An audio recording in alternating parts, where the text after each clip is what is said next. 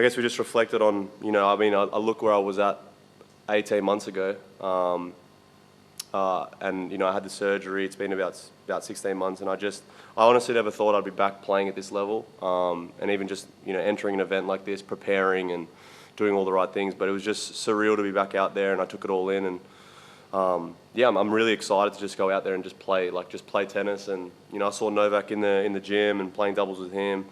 There's a lot to be excited about that I'm just able to get out there and compete again. Someone like me who I would never, even in my entire life, ever try and dope in this sport. You know, this is something that, I mean, especially going through an injury like I went through, and obviously there are things out there that could speed up healing, help me get back to prime level, you know, help my recovery. There's so many things out there that are prohibited in our sport that I could have been doing to get me back quicker.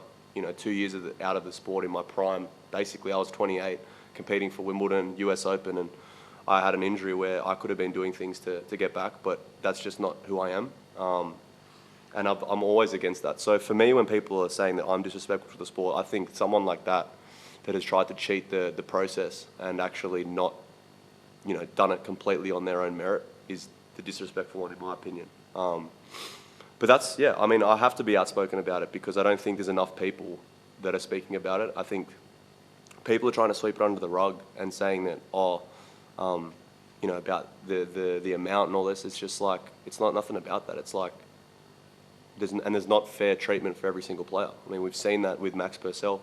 And the reason that's different is because he went to the authorities first. He admitted that he had done something, you know, that was on the prohibited list, and he was outspoken about it. That's how it should be, rather than all this sweeping under the rug and not knowing and there's question marks. Okay, he's #1 in the world and he's an amazing tennis player. I've never said he's not. And I just think the treatment has to be fair for everyone. And I just think that it's been handled horrifically in our sport, and 2 world #1s both getting done for doping is disgusting for our sport. It's a horrible look.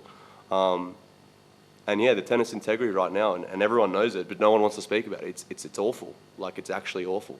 And it's not okay. So I know that people don't like when I just speak out about things and be honest about things, but for someone, a kid that grew up playing tennis, and I enjoyed the competition, I enjoyed playing, you know, I can get emotional, I can throw a racket, but that's nothing compared to cheating and taking performance-enhancing drugs. That's ridiculous, in my opinion. So yeah, I'm not going to shut up about it anyway. Like, he did fail 2 doping tests at separate times as well. It wasn't one after the other. They were a different time frame.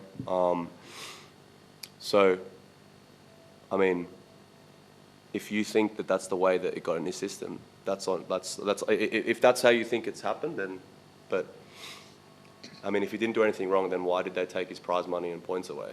Obviously, they found something wrong with it, and then obviously White appealed it because of all this. Like, I mean, I employ my team hundreds and thousands of dollars to be the professional they are to make sure that doesn't happen. So they knew it happened, then why did they wait 5 to 6 months to do anything about it? He kept his team for 5 months. Do you know what I mean? Like, that doesn't make sense.